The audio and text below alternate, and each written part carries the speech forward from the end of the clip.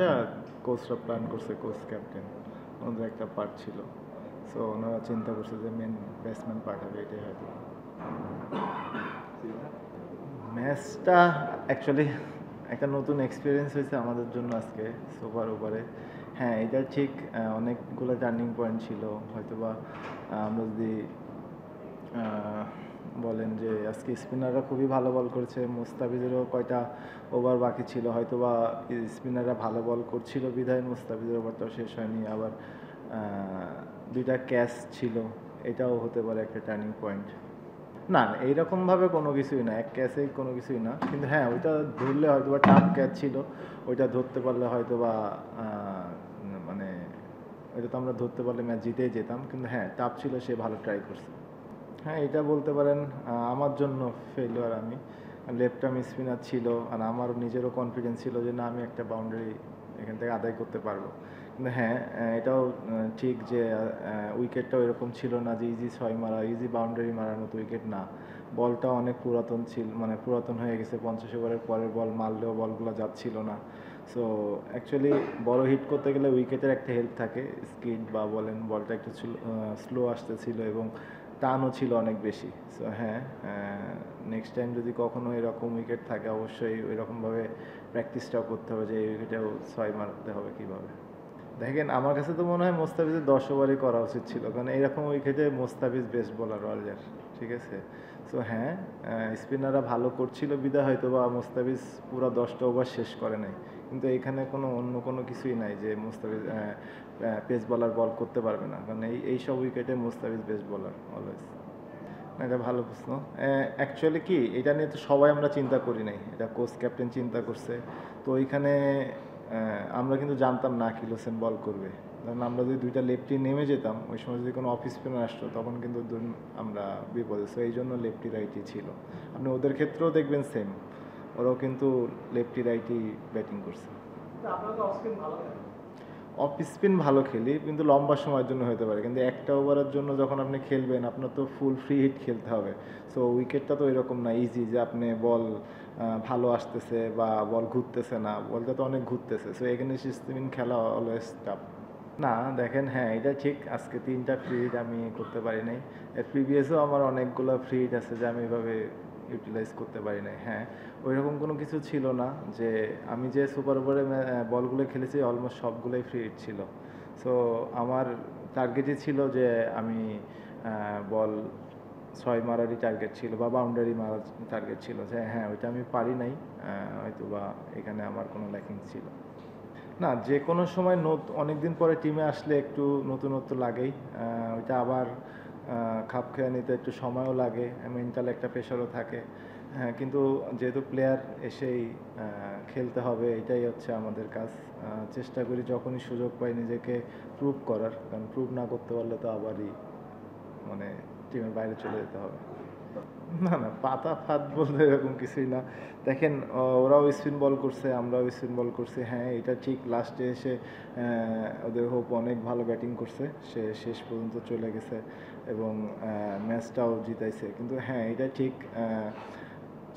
প্রথম হাফের থেকে সেকেন্ড হাফে ব্যাটিংটা একটু ইজি ছিল, কারণ উইকেটটা একটু কুয়াশা পড়াতে একটু টানটা কম ছিল। সো হ্যাঁ, এটা ঠিক যে ফাঁদ বলবো না, ওরা আজকে ভালো ক্রিকেট খেলছে, এই জন্য ওরা জিতছে। হ্যাঁ, অলওয়েজ চ্যালেঞ্জিং এখানে সব ব্যাটসম্যানের জন্যই, বরাবরই। হ্যাঁ, তো অনেক বেশি ফোকাস দেওয়া লাগে, কারণ এখানে না ইজি এক খেলা যায়, না বাউন্ডারি পাওয়া যায়। সো অনেক বেশি মনোযোগ দেওয়া লাগে যে কখন একটা লুজ বল পাওয়া যাবে, লুজ বলের জন্য ওয়েট করা এবং কিভাবে নিজের স্কিলকে আরও ডেভেলপ করে ভালো বলকে রান বের করা। সো হ্যাঁ, এটা পুরোপুরি বলতে পারেন স্কিল অ্যান্ড মেন্টাল অনেক টাফনেস থাকতে হবে এই কাইন্ড অফ উইকেটে খেলতে। ডিফিকাল্ট এই উইকেটে স্ট্রোক খেলা অনেক ডিফিকাল্ট। আপনারাও তো দেখেছেন যে না, মানে ইজি এক খেলা যায়, বাউন্ডারি তো অনেক কমই হয়েছে ওভারঅল। দেখেন, ওইটা তো আমার বিষয় ছিলই না, আমি ওইটা চিন্তা করি না। আমাকে যখন বলা হয়েছে যে আমি ব্যাটিংয়ে যাব, আমার ওই মেন্টালিটা আমি আমার দিকে ফোকাস করেছিলাম যে আমি কি বেস্ট এখানে করতে পারবো, আমার কি কাজ। সো ওইটার দিকে বেশি ফোকাস ছিলাম। মানে হ্যাঁ, এটা অবশ্যই আপনি যেটা বললেন সিনিয়র জুনিয়র, হ্যাঁ, যদি আপনার কাছে প্রশ্নটা আসে তখন একটা আপনার কাছে অ্যান্সার থাকবে, কিন্তু এটাতে আপনি যত বেশি মানুষকে ইনভলভ করবেন তত বেশি প্রশ্ন মাথার মধ্যে ঢুকবে। সো দুইজনের আমার কাছে মনে হয় ম্যানেজমেন্ট ক্যাপ্টেন যে ডিসিশন নিয়েছে আমার কাছে মনে হয় best decision. Left arm batsman, left arm বলার বল করছিল, তো অবশ্যই একটা লেফট আর্ম ব্যাটসম্যান যাওয়াটাই হচ্ছে অপশান ছিল, ভালো ভালো অপশান ছিল। না, প্রেশার বলতে আজকে যদি জিতে যেতাম তাহলে হয়তো আমরা অনেক প্রেশার রিলিফ হয়ে যেতাম। হ্যাঁ, লাস্ট ম্যাচটা এখন সিরিজ জিততে গেলে আমাদের লাস্ট ম্যাচটা জিততেই হবে। সো হ্যাঁ, ওইভাবেই পরিকল্পনা করে প্ল্যান করে আবার নেক্সট ম্যাচের জন্য আসতে হবে, যেন আমরা স্ট্রংলি কাম ব্যাক করতে পারি। কিন্তু সুপার ওভারে ব্যাটিংয়ের জন্য ও না, আমি তো আগেই বললাম যে দেখেন এখানে লেফট আর্ম স্পিনার বল করছিল, সো লেফট আর্ম অপশন ব্যাটসম্যানটা অপশন সব থেকে ভালো। সো এটাই তারা ডিসিশন নিয়েছে যে লেফট আর্ম গেলে ভালো হবে টিমের জন্য, সো তারা সেই ডিসিশনটাই নিয়েছে। না দেখেন, হ্যাঁ এটা ভালো কথা বলছেন, কিন্তু ওই সময়টা কি ধরেন এমন যদি হতো 2 রান বা 3 রান বাকি থাকতো তাহলে আপনার সিঙ্গেল নেওয়ার চিন্তা করতেন। আপনি যদি ওইখানে সিঙ্গেল খেলতে যায় 2টা বল আপনার ডট হয়ে যায়, তখন কিন্তু ফুল প্রেশার আপনার উপরে চলে আসবে। তো আপনি ম্যাচটা যত দ্রুত শেষ করতে পারবেন, কারণ আপনার কাছে অপশান আছে বাউন্ডারির, সো ওইটাই আমরা প্ল্যান করেছি। ওদের তো টেল ইঞ্জি নাই, একটাই মাত্র ওদের ব্যাটসম্যান ছিল না, আর 9টাই তো ব্যাটসম্যানই ছিল, ওদের তো কোনো টেলই ছিল না। হ্যাঁ, ওদের তো কোনো টেল ব্যাটসম্যানই ছিল না ভাই। না না, স্পেসিফিক তো এরকম কোনো কিছুই হয় না। আর আমিও ধরেন অনেকদিন পরে এসেছি, এখন উইকেট ওয়েদার এগুলো তার আমাদের হাতে না। সো যে যে সিচুয়েশান পেয়েছি ওই সিচুয়েশানটাতে এখন আমাকে খেলতে হবে, এটাই এখন দায়িত্ব। সো ওই দায়িত্বটাই পালন করার চেষ্টা করছি। আপনারা তো উইকেট দেখছেনই, স্পিন উইকেট, সো এটাই আর কি মেন কারণ স্পিনার খেলানোর।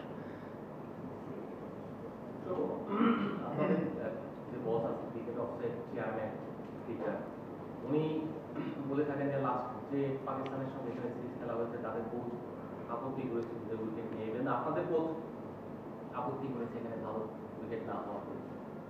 সেই জায়গাতেই আপনারা ওয়েস্ট ইন্ডিজের সঙ্গে খেলছেন একেবারে টার্নিং উইকেটে।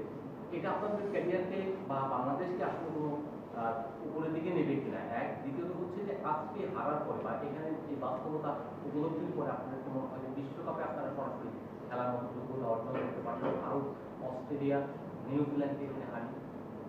এই যে উইকেট, আমি একটু আগেই বললাম উইকেট ওয়েদার এইগুলো তো আমাদের হাতের না, ম্যানেজমেন্টের হাতের। সো এইগুলো নিয়ে আমরা প্লেয়াররা চিন্তাও করি না, যে আমাদের যেখানে খেলতে দেওয়া হয় যে সিচুয়েশন আমরা ওইটাতেই কপ আপ করার চেষ্টা করি। আর ওই যে আপনারা বিশ্বকাপ খেলতে পারবেন এখন সরাসরি, যে ভারত, অস্ট্রেলিয়া, নিউজিল্যান্ডকে এখানে হারিয়ে। এখনও অনেকগুলো খেলা আছে, যদি আমরা সেই সিরিজগুলো জিততে পারি, পজিশন থাকে, তাহলে অবশ্যই খেলবো। দাদা, আপনি বলছেন যে সামনে যদি এরকম উইকেট থাকে তাহলে প্র্যাকটিস করবেন যে উইকেটে কিভাবে ছক্কা মারতে হয়। এই কয়দিন কি আসলে ছক্কা মারার প্র্যাকটিস হয় নাই? এই কদিন না, ম্যাচের মধ্যে ঢুকলে তো এরকম কোনো এক্সট্রা মানে স্কিলের কাজ করা হয় না, তখন ম্যাচ প্রিপারেশন নেওয়া হয়। সিরিজের আগে যে 2-3 দিন সিরিজের আগে তো এরকম সময় ছিল না, সবাই আসছে, এসে ফ্যামিলির সাথে সময় দিয়ে খেলতে চলে আসছে। Thank you.